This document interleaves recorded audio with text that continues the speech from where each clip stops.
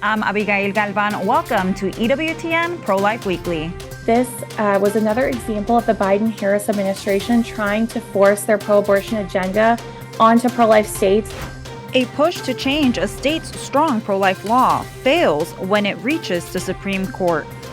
We're going into an election right now with, a constitutional amendment that could change all sorts of aspects of Missouri law, roll back all sorts of safety requirements.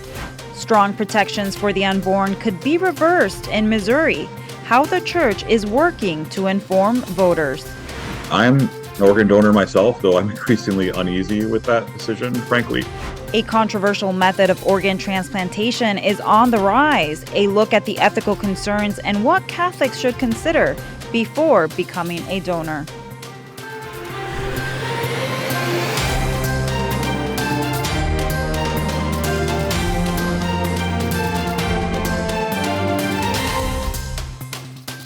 They let that Fifth Circuit decision in favor of the pro-life laws remain in effect.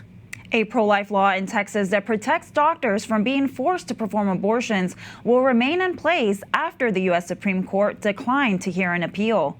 Justices kept in place a lower court order that says hospitals cannot be required to provide abortions that would violate the state law.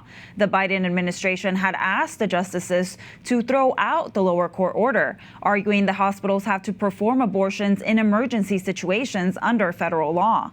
Susan B. Anthony, Pro-Life America State Policy Director Katie Daniel, says she hopes that the move provides clarity for medical professionals that no state law prevents action in an emergency. Every single state law, including all of our pro-life states, allow for a woman to have an abortion in a medical emergency if that is the last resort that's necessary. They also, however, say that as long as we can, we need to be protecting both mom and baby. And that's what the federal law calls for as well. The court confirmed that there is no conflict between pro-life state laws and federal laws, which require care for both mother and baby. Republican vice presidential nominee J.D. Vance says that a second Trump administration will seek out defunding Planned Parenthood. While speaking to reporters after a rally in Butler, Pennsylvania on Sunday, Vance said that the Trump campaign doesn't believe that taxpayers should fund late-term abortions. The Trump administration tried to remove $60 million in funding from Planned Parenthood in 2018, but it got held up in court and ultimately rolled back under the Biden administration. In her new memoir released on Tuesday, former First Lady Melania Trump, a Catholic, reveals she supports abortion. There is no room for compromise when it comes to this essential right that all women possess from birth: individual freedom. What does my body, my choice really mean? In a post on X, she says individual freedom is a fundamental principle. Excerpts from her memoir say that it is imperative that a woman be able to make her own choice about having children, free from intervention from the government. The revelations sparked outcry from pro-life leaders. Melania says her husband has known of her position on abortion since they met. The 6-week heartbeat law in Georgia, which prohibits abortion after 6 weeks, has been reinstated. The Georgia Supreme Court overturned a trial court judge's ruling on Monday in a 6-1 ruling. The pro-life law will remain while the court considers an appeal. A state with some of the strongest pro-life laws, Missouri, could see those protections for the unborn reversed this November. Voters will decide on enshrining abortion in the state constitution as a so-called right. It comes after a legal tug-of-war of whether or not it was even going to appear on the ballot. Those legal battles led up to the state Supreme Court, which supported the measure to appear on the ballot this November. Abortion is currently illegal in Missouri, except in cases of medical emergency. Jamie Morris, the executive director of the Missouri Catholic Conference, joins us now to talk about what they are doing to get the word out about this vote. Jamie, some pro-life advocates say this amendment was rushed and that it is not truly informing voters of all the laws that it would repeal. Can you explain? Yeah, so we have a requirement in Missouri that initiative petitions must, when you're taking signatures for initiative petitions, they must show what sections of the law or Constitution are going to be repealed. And so there was some litigation on that in the state. And unfortunately, the pro-life side lost on that. But part of why those requirements are in place is that when you have a large constitutional amendment, such as what we're facing with Amendment 3, it's so individuals know what's going to be changed. And so, we're going into an election right now with, a constitutional amendment that could change all sorts of aspects of Missouri law, roll back all sorts of safety requirements. And we just, don't know that the individuals are being properly informed about this. To that point, what are you doing to inform voters of this initiative? Sure. We are, engaging our priests, giving them the tools in which they can preach about this issue. We're going out and talking at parishes, putting information, whether it's in bulletins or with different pro-life ministries throughout the state.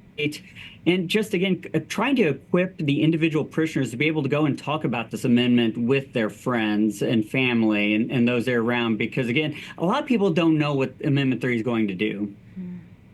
Yeah, and to provide some context for our viewers, could you explain what the pro-life movement and support looks like in Missouri? Yeah, we are a very strong pro-life state. And so we have a lot of organizations along with the church in Missouri trying to fight back against Amendment 3. Getting information out, running ads, and so it is a good unified effort. But we know we're going to be outspent quite a bit on this campaign. And Jamie, real quick to close, do you think it will pass? I'm leaning more toward yes, only because until a state defeats one of these amendments. But no, I think if any state has a chance, I think Missouri does. We're a very strong pro-life state. I think once individuals learn about the dangers of Amendment 3 and what it will do and what it will roll back for women's health, I think they tend to come to our side. That's great. Thank you so much, Jamie Morris, for joining us today. Thank you. And don't forget to check out the Catholic News Agency's interactive map on state abortion ballots. Head over to catholicnewsagency.com and scroll to the bottom. San Francisco Archbishop Salvatore Cordileone is urging people to vote no on a city proposition that he says targets 2 licensed pro-life medical facilities.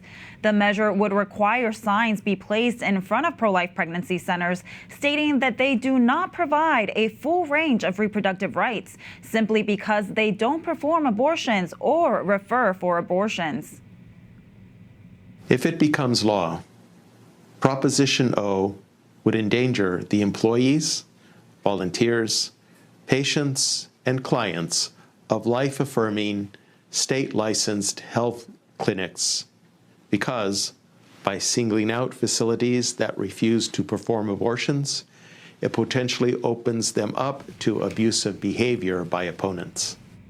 Mississippi Attorney General Lynn Fitch, who led the Dobbs case which overturned Roe v. Wade, has requested an execution date for the state's oldest and longest-serving death row inmate.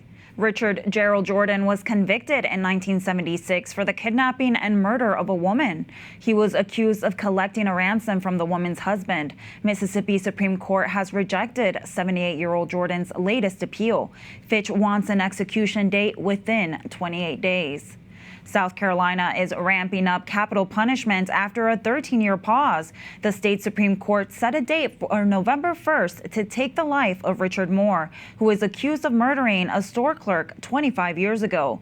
This is the second of 6 expected executions in about 6 months. The 59-year-old inmate plans to ask South Carolina Governor Henry McMaster for mercy. No South Carolina governor has ever granted mercy in the modern era of the death penalty. The Department of Health and Human Services is working to modernize the organ transplant system in the United States for the first time in 40 years. They will move away from a single vendor to multiple vendors to support the Organ Procurement and Transplantation Network, also known as OPTN. OPTN has faced criticisms for years about a lack of transparency, potential for conflicts of interest, IT reliability issues, and more. Several contractors will now provide expertise to improve patient safety and policy compliance systems, communication systems, and transparency, as well as IT and management systems.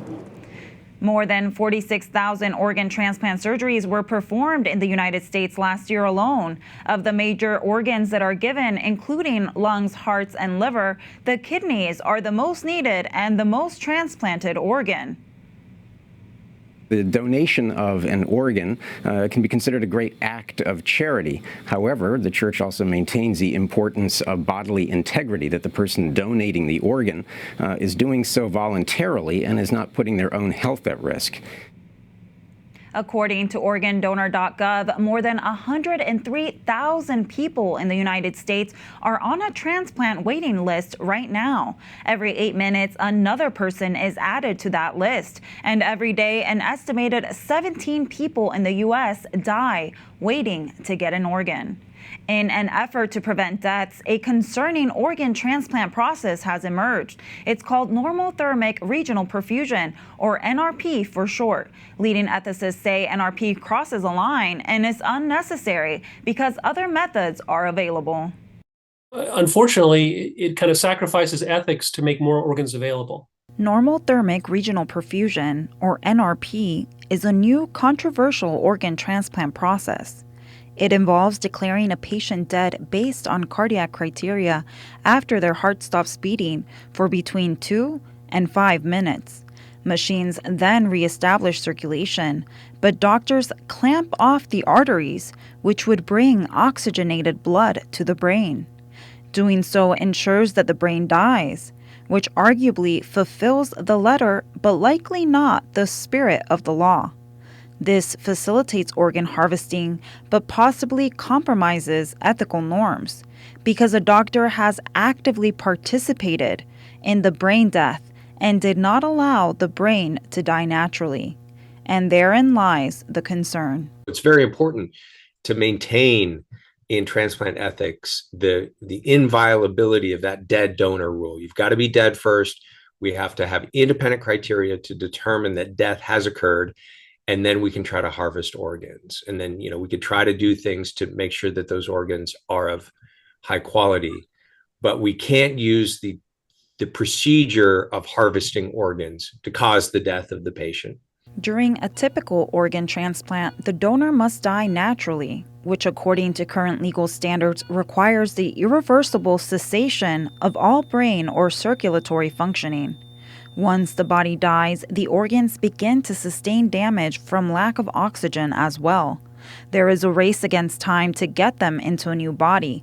Organs can be flown for miles on ice and rushed into a hospital to save someone's life. So the most amazing experiences I had in medical school involved assisting on organ transplant procedures, particularly a liver transplant that I assisted on, which is just a really extraordinary, life-affirming and life-saving procedure. So if done right, if done well, if done in a way that's ethically acceptable, organ donation is a beautiful gift of life. According to the Cleveland Clinic, researchers say NRP is used to preserve organs for a longer period of time, potentially being able to modify them with nutrients and medicine and to reduce the organ donor shortage.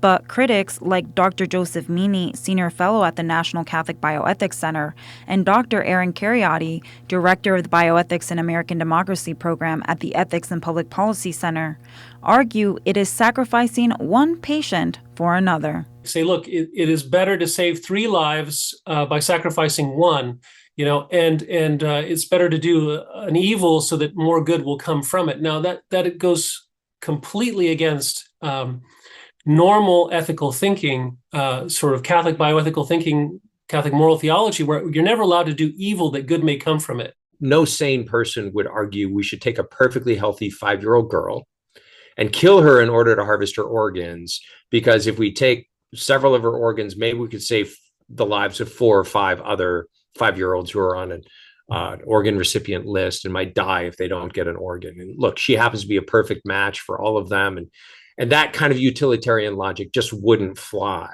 Well, we don't want to slip into that form of argumentation when we're talking about a procedure like this. We have to maintain the criteria that we cannot kill people, even if it does good for other people.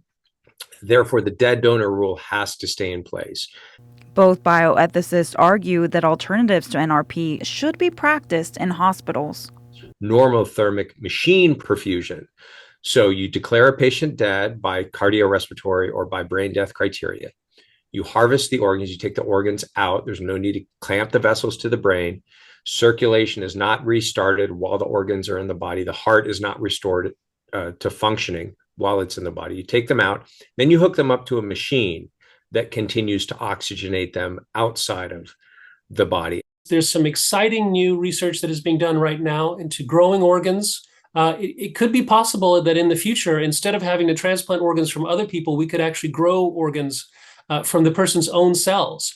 And that would be a wonderful thing. Charles Camosi, professor of medical humanities at Creighton University School of Medicine, has written several articles about organ transplantation. He joins us now to dive a little further into this topic. Charles, how widespread would you say the controversial technique NRP is used to harvest organs? Well, it's hard to say what percentage of organ transplants involves NRP, but at least in my experience, in both secular and Catholic discussions of medical ethics, frankly, this issue doesn't get discussed very often, and that's one reason I'm so glad you guys are engaging it, because it really does need to be discussed. Okay. We know the church in principle is supportive of organ donations, but there is a lot of gray area, particularly when it comes to declaring someone brain dead. Can you elaborate? Yeah, I'm an organ donor myself, though I'm increasingly uneasy with that decision, frankly, after everything I've learned over the last several years studying this issue, engaging on this issue. And you're right, there is a lot of gray area. In fact, there's going to be a major conference at the Catholic University of America this coming February, actually, with the National Catholic Bioethics Center. I'll be speaking at it along with some other folks, which is engaging in particular brain death. So we go all the way back to the 60s and 70s when we first started talking about brain death as death. It was a Harvard ad hoc committee on brain death, which declared that the case, and all 50 states sort of followed soon after that. Unfortunately, the reason why they declared brain death as death was precisely because they wanted more organs. So that they were very upfront about that. We need to declare brain death as death so we can get more organs for people using the dead donor rule. And especially now, my gosh, we have serious debate about whether this is the case. We've had brain individuals gestate children to birth. We've had brain dead individuals get their first period. Brain individuals fight off infections, react to bodily trauma by releasing adrenaline and heart rate increasing. So there's lots and lots of questions to ask about this, including the fact, I'll just finish with this, the American Academy of Neurology has said, you know what, maybe the whole brain doesn't need to be dead. Maybe who cares if the brainstem is actually functioning or the hypothalamus is actually functioning. So effectively, we might be, in those circles anyway, moving away from the brain death standard to a partial brain death standard. That's very troubling to hear. And Charles, you speak to many medical professionals who are on the front lines when organs are being harvested and transplanted. What do you hear from them on the ground? Well, I hear lots of things. I hear in particular the sense that we might be returning to a kind of utilitarian sort of let's just decide that people are dead because of the ability to get organs. And again, I'm here to say we probably, lots of people watching maybe have people alive in their own very close circles who are alive because of organ transplant. I know I do. But we're, especially as Catholics, we're not just straight up no chaser consequentialists about this, right? There are certain things, we can't just round up homeless people and get organs, for instance, right? These have to be governed by severely imposed defenses of human dignity. And if we are just being utilitarian about this, which again, it seems like we might be sliding towards in a very particular way, boy, oh boy, that's a unfortunate direction, as you may have mentioned earlier. No, you're right. So what should Catholics be taking into consideration when discerning whether or not to be an organ donor? Well, I think there's got to be a lot of prayer at this point. That's number one. A lot of discernment. These are new questions for many people, at least when I was growing up as a pretty, down the line Catholic. It was just a matter of course that, of course, you would be an organ donor. But with these new questions, these new practices, these new principles that are at the heart of this, I think maybe prayer. I'd also maybe talk to people in your lives and make it clear with them what, if you have particular views, what your views are. It may be more auspicious to take yourself off the DMV sort of checkbox thing and maybe have your own document that says, I would like to donate in this situation, but not this situation, or only after this number of minutes after cardiac arrest, or I don't want, the perfusion procedure. But I just come back to prayer. I think especially if you're confused about this, as frankly I am, I think we need to bring a lot of this to prayer and to God. You can't go wrong with prayer. Charles, is there anything else you'd like to add that you think people should be aware of? Yeah, there's another way that people are declared dead, and it's not just through brain death, it's through the fancy phrase is cardiopulmonary standard. That just means people who have stopped breathing and their hearts have stopped.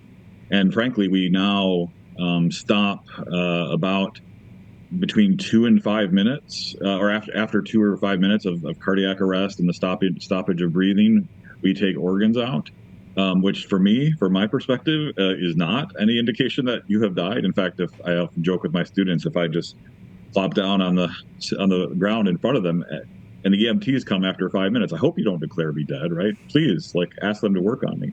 So that might be another thing you also talk to your friends and family about, that you put in some kind of legal document. What is an appropriate number of minutes to wait? That'd be another thing to think about too. Thank you so much, Charles, for being with us today, and thank you for the work that you do informing and educating people. Thank you for joining us. My pleasure. When we return, the Holy Father's message to married Catholics. And we are getting closer to the March for Life, and organizers have released the theme of the 2025 March. That story to you when we return.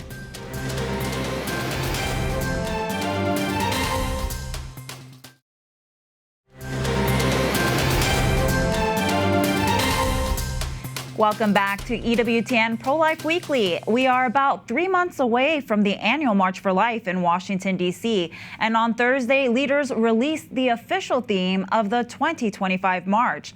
That theme is Every Life, Why We March. Jeannie Mancini, president for the March for Life, hopes the theme encourages the pro-life movement amid confusion about abortion and upcoming ballot initiatives.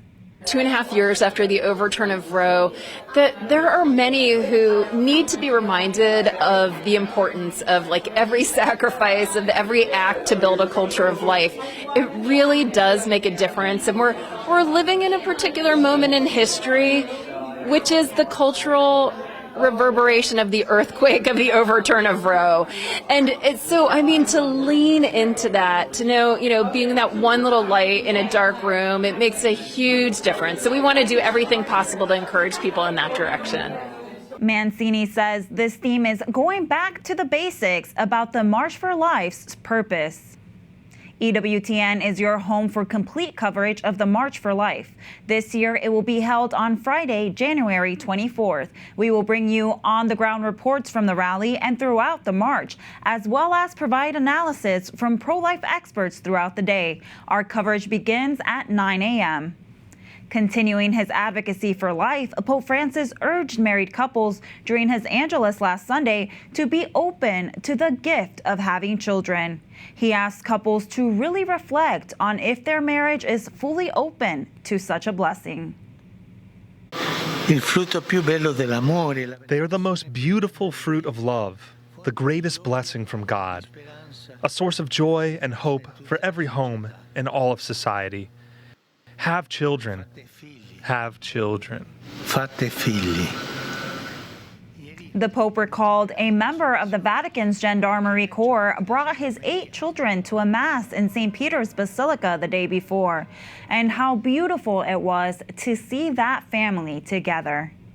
That does it for this edition of EWTN Pro-Life Weekly. Be sure to like and follow us on our social media channels. You can find us at EWTN Pro-Life on X, Facebook, and Instagram. And sign up for our newsletter, The Pro-Life Pulse, EWTN.com/pro-life. Remember, life is a gift. Your life is a gift. God bless.